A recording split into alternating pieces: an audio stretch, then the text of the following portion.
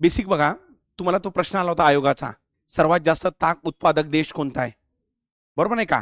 याचा अर्थ वस्त्रोद्योगावर सुद्धा तो काय विचारू शकतो, प्रश्न विचारू शकतो. आणि हा असा पॉइंट आहे जिथे तुम्हाला 10 वरून मार्क कितीवर न्यायचे आहे, 15 वर न्यायचे आहे. ठीक आहे. एक निमित्त काय होतं, निमित्त असं होतं, पुस्तक अपडेट करून घ्या. असं होतं की वस्त्रोद्योगाला 3000 कोटींचा काय बसला, फटका. ज्याला वस्त्रोद्योगाला, ज्याला आपण इंग्लिशमध्ये काय म्हणतो, टेक्सटाईल सेक्टर. कुठलं सेक्टर? टेक्सटाईल. विषय कळला इथपर्यंत? आता बघा, टेक्सटाईल सेक्टरचं अर्थव्यवस्थेमध्ये योगदान काय. ऍक्च्युली खूप जुना एक PYQ आहे, खूप जुना. जेव्हा PSI सेपरेट व्हायची पूर्व परीक्षा, तेव्हाचा तो PYQ आहे. त्यामध्ये एक PYQ आहे, सनराईज इंडस्ट्री म्हणजे काय, बघितलं असेल तर. सनराईज उद्योग म्हणजे असा उद्योग की जो सध्या डाऊनफॉल मध्ये आहे, पण जर त्याच्यामध्ये तुम्ही इन्व्हेस्टमेंट केली तर तो तुम्हाला निर्यात आणि रोजगार दोन्ही प्राप्त करून देऊ शकतो. त्याला म्हणतात काय, सनराईज इंडस्ट्री. मध्ये या वस्त्रोद्योगाचा काय होतो, समावेश. पहिला मुद्दा क्लिअर, बरोबर. आता पाहिजे स्टॅटिस्टिक्स काय. भारतामधून जेवढ्या वस्तू निर्यात होतात त्यामध्ये वस्त्रोद्योग हा कधी कधी 5व्या आणि कधी कधी 6व्या क्रमांकावर येतो. कधी कधी कितव्या, 5व्या आणि कधी कधी 6व्या क्रमांकावर येतो. पॉईंट नंबर 1, भारतामध्ये जेवढ्या वस्तू निर्माण होतात ना, मॅन्युफॅक्चरिंग, त्यापैकी मॅन्युफॅक्चरिंग मध्ये 12% कॉन्ट्रीब्युशन हे कोणाचं आहे, टेक्सटाईल सेक्टरचं आहे. किती % 12. ग्लोबल सेक्टरवर म्हणजे ग्लोबल टेक्सटाईलचं जेवढं मार्केट आहे ना, त्या मार्केटमध्ये म्हणजे असली तुम्ही जे ग्लोबल मार्केट आहे किंवा ग्लोबल ट्रेड आहे कशाचा, टेक्सटाईलचा, त्यामध्ये 3.9% कॉन्ट्रीब्युशन एकट्या भारताचा आहे. आणि एखादी वस्तूचं कॉन्ट्रीब्युशन जेव्हा 2% जास्त असते तेव्हा समजून घ्यायचं ग्लोबल मार्केट हा तुमच्या जवळपास खूप काय, म्हणजे तुम्ही मेन प्लेअर आहे त्यातले. ओके. आणि सर्वात महत्वाचं USA बरोबर आणि युरोपियन युनियन या दोघांना आपण एकूण निर्यातीच्या 47% निर्यात करतो. कोणाला, USA आणि कोण, युरोपियन युनियन. कळलं इथपर्यंत? ते म्हणायचे ब्रिटिशांच्या काळात असं व्हायचं ना, अरे भारतातून रॉ मटेरियल नेलं जात होतं ना. विषय कळलं इथपर्यंत? तर एवढं याचं पोटेन्शियल आहे. याचं सर्वात महत्वाचं वैशिष्ट्य काय माहितीये का टेक्सटाईल सेक्टरचं, की ज्याच्यामुळे भारताची इकॉनॉमी जरा प्रॉब्लेम मध्ये आहे. आणि आपल्या बेसिक लेक्चरमध्ये मी तुम्हाला जेव्हा ट्रेड नावाचं चॅप्टर तुम्हाला मी शिकवत असतो त्यामध्ये एक मी सांगतो भारताचा प्रॉब्लेम काय, म्हणजे भारताचा जो बॅलन्स ऑफ ट्रेड आहे, ओके, तो लक्षात ठेवायचं ऑलवेज हा डेफिसिट आहे. 2 वर्ष सोडले तर भारताचा व्यापार घाटा आहे ना, बरोबर नाही का रे बाबा. दुसरी गोष्ट की अजूनही म्हणजे भारताचं परकीय चलन 700च्या आजूबाजून आहे, 700 बिलियनच्या, बरोबर नाही का, की 700 बिलियन म्हणजे मोठी गोष्ट नाही आहे. भाऊकीचं 7000 बिलियन आहे, कोणाचं, चीनचं. समजलं इथपर्यंत? मग अशा वेळेस 700 बिलियन तुमचा परकीय चलन म्हणजे वर का नाही गेलं, त्याचं बेसिक रिझन माहितीये काय, म्हणजे भारताचं परकीय चलन हे 700 बिलियनच्या आजूबाजून फिरत आहे, ते जम का मारत नाही. त्याचं वन ऑफ द रिझन असं आहे की भारत ज्या वस्तूंची आयात करतो भारत त्याच वस्तूंची निर्यात करतो. उदाहरणार्थ कच्चं तेल आणलं, फर्निश केलं, पेट्रोलियम प्रोडक्ट विकले, बरोबर. गोल्ड आणलं, त्याला आकार दिला, जेम्स अँड ज्वेलरी विकले. हेच तर टोटल एक्सपोर्ट मधलं 55% आजूबाजूनं कॉन्ट्रीब्युशन आहे. म्हणून भारताचा परकीय चलन आणि बॅलन्स ऑफ ट्रेड हा जरा काय आहे, प्रॉब्लेमॅटिक आहे. मग अशा वेळेस इकॉनॉमिक सर्वे 15-16 मध्ये, जुना इकॉनॉमिक सर्वे आहे, कौशिक बसू भारताचे मुख्य आर्थिक सल्लागार होते आणि रघुराम राजन पण होते त्याच्यानंतर. त्यांनी असं म्हटलं की जर आपण असं केलं की ज्याचं रॉ मटेरियल भारतामध्ये आहे त्या वस्तू जर निर्यात केल्या तर भारताला परकीय चलन पण प्राप्त होऊ शकते, नंबर 2 त्यामुळे रोजगार पण प्राप्त होऊ शकते आणि साहजिक आहे बॅलन्स ऑफ ट्रेड डेफिसिट भारताचा काय होईल, कमी होईल. चला कळलं. तर या दृष्टिकोनातून जर बघितलं, या दृष्टिकोनातनं, तर भारताचा टेक्सटाईल इंडस्ट्री ही यामध्ये फीड बसते. कारण तुम्हाला माहित असेल याला जे रॉ मटेरियल लागते ते म्हणजे कॉटन. कळलं इथपर्यंत? ते भारतामध्ये मुबलक प्रमाणात काय अवेलेबल आहे. समजलं. आणि म्हणून सरकार 2013 नंतर या सेक्टरवर फोकस करते. कुठल्या सेक्टरवर, टेक्सटाईलवर. एवढं फोकस करते की स्वतंत्र मिनिस्ट्री आहे ही, माहिती तुम्हाला, स्वतंत्र काय मिनिस्ट्री आहे. आणि यासाठी सरकारनं पॉइंट नंबर 1 PM मित्र पार्क नावाची योजना सुरू केली आहे. म्हणजे नरेंद्र मोदी साहेबांचं तुम्हाला माहित असेल की 5F पॉलिसी आहे. आठवते का? टेक्सटाईलच्या बाबतीमध्ये हा प्रश्न येऊ शकतो बरं का. 5F पॉलिसी आहे ना का, farm to field, field to factory, factory to foreign, foreign काय जे काय असेल ते कळली पर्यंत.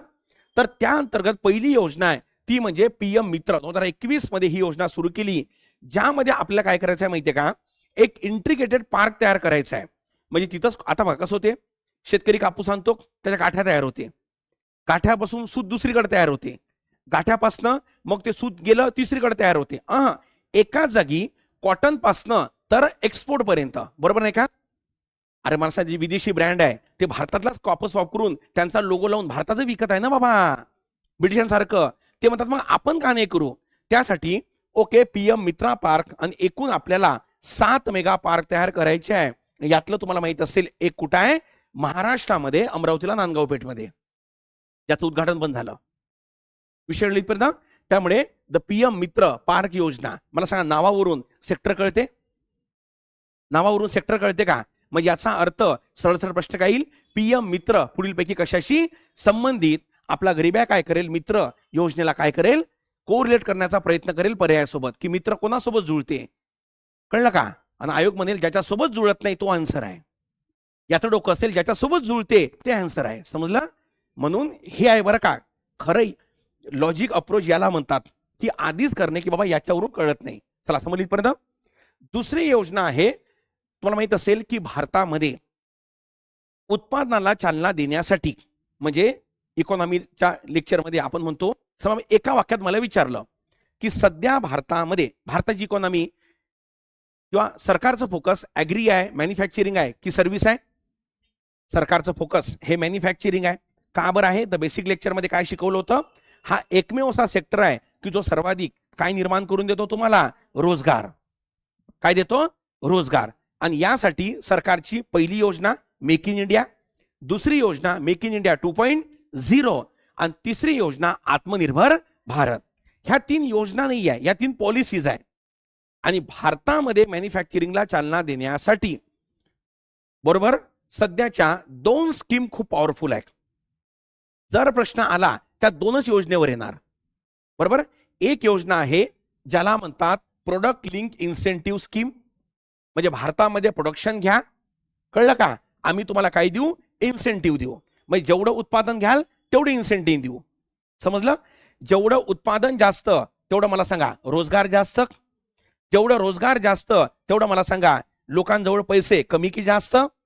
यामधून काय नाही तर तयार होईल मागणी आणि अर्थव्यवस्थेला काय मिळेल, चालना.